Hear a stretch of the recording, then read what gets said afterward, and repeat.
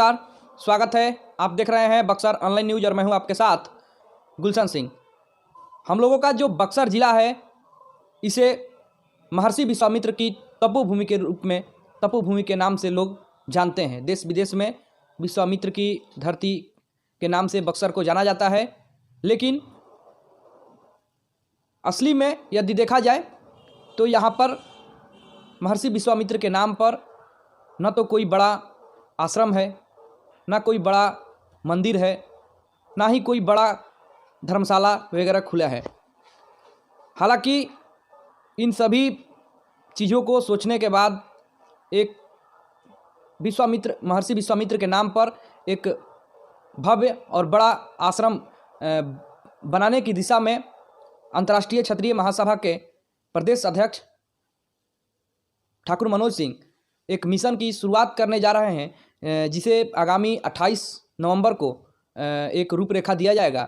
इसी संदर्भ में हम लोग इनसे बातचीत करेंगे और जानने की कोशिश करेंगे कि इनकी मिशन क्या है और क्या क्या योजनाएं हैं आगे की। सबसे पहले तो हम आपको अपने चैनल में स्वागत करते हैं सर। स्वागत है जी। अच्छा, ये बताइए कि मतलब ये जो हर जगह पर पोस्टर बैनर देखा जा रहा है महर्षि विश्वामित्र आश्रम के निर्माण को लेकर के आपके द्वारा लगवाया गया है, तो ये कहाँ पर बन रहा है और कब से शुरू होगा? सबसे पहले सनातन धर्म प्रेमी भाइयों एवं बहनों को जय श्री राम। सनातन धर्म के प्रति प्रेम जो हम लोगों के अंदर है, हिंदुओं में जो सनातन धर्म का प्रेम है, और विश्वामित्र का जो नाम प्रभु श्री राम से जुड़ा है, और बक्सर में जो भी प्रभु श्री राम के द्वारा या विश्वामित्र के द्वारा जो भी ऐतिहासिक विरासत है, आज उस पर प्रश्न चिन्ह खड़ा हो गया है। अयोध्या में प्रभु श्री राम का भव्य मंदिर बन रहा है, ये सराहनीय है और खुशी है जी। कि एक 400-500 वर्ष का मुद्दा आज जो सपना था वो पूरा हो रहा है जी। तो प्रभु श्री राम से जो प्रेम विश्वामित्र का था, इस सनातन धर्म के प्रति, इस सनातन धर्म की रक्षा के लिए जो संकल्प विश्वामित्र ने लिया,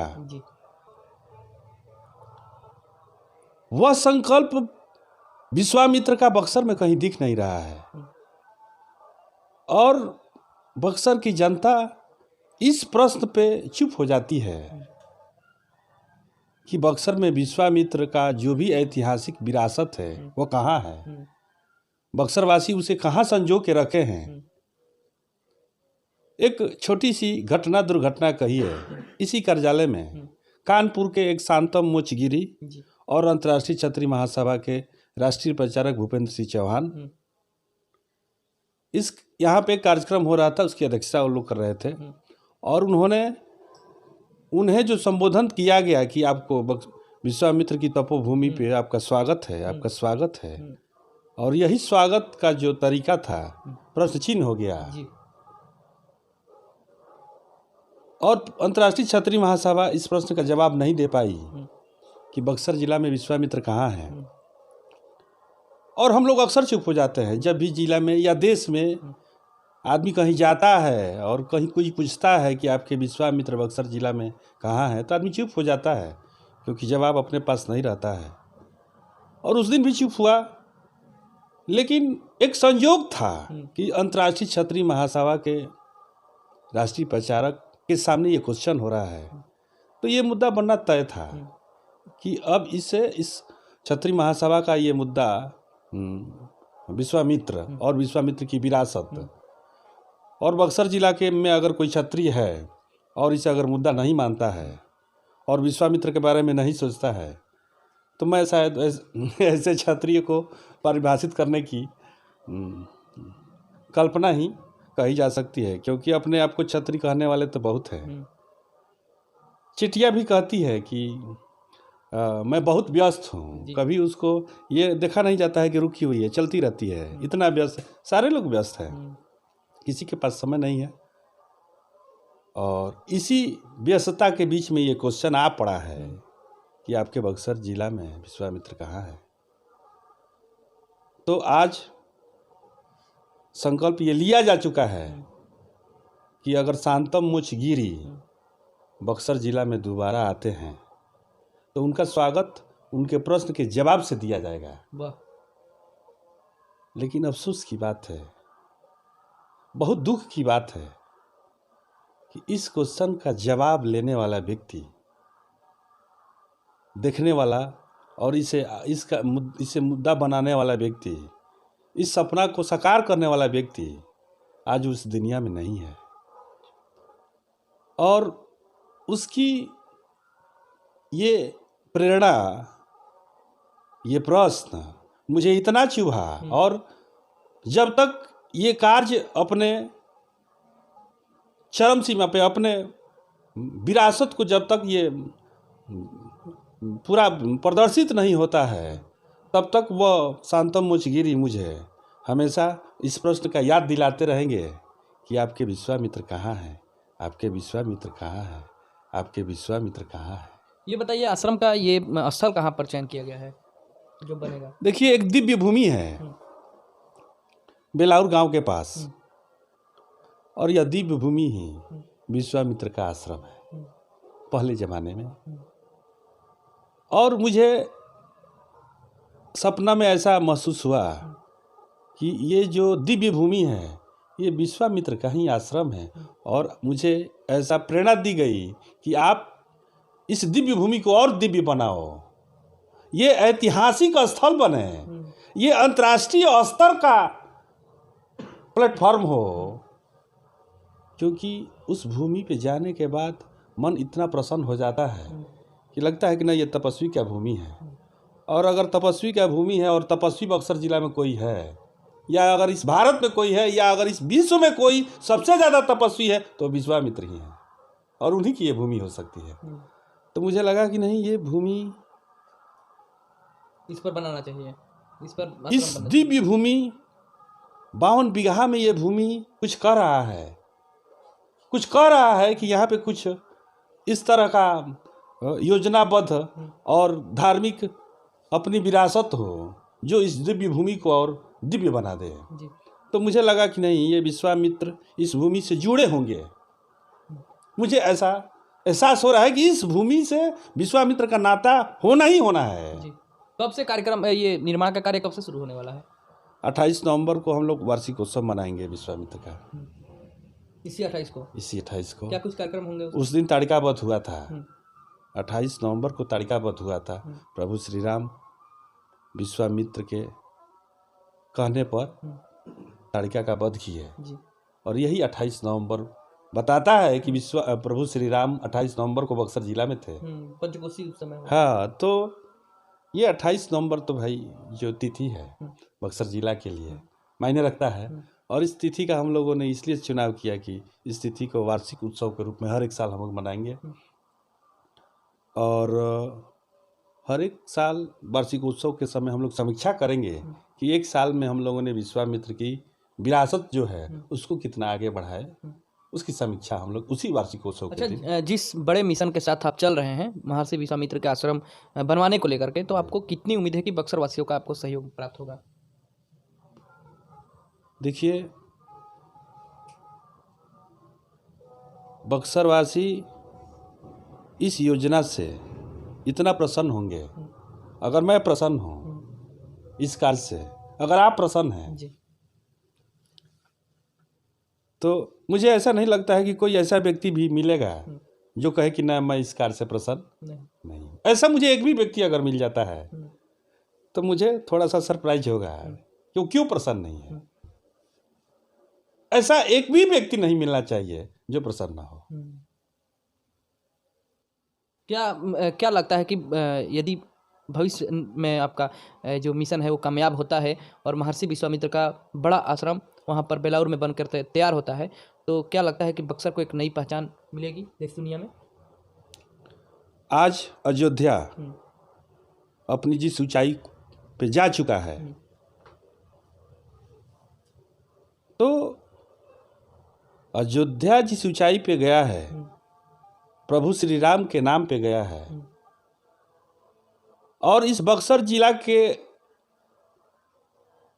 जो इतिहास और जो प्रभु श्री राम यहाँ आकर के अपनी उपस्थिति दर्ज की है, और इस बक्सर धरती का जो अंतर्राष्ट्रीय जो इसका महत्व होना चाहिए, मुझे लगता है कि अयोध्या से भी बढ़ के होना चाहिए, क्योंकि इस भूमि के लिए तो भगवान खुद इच्छा रखेंगे कि नहीं, बक्सर अयोध्या से भी बेहतर हो।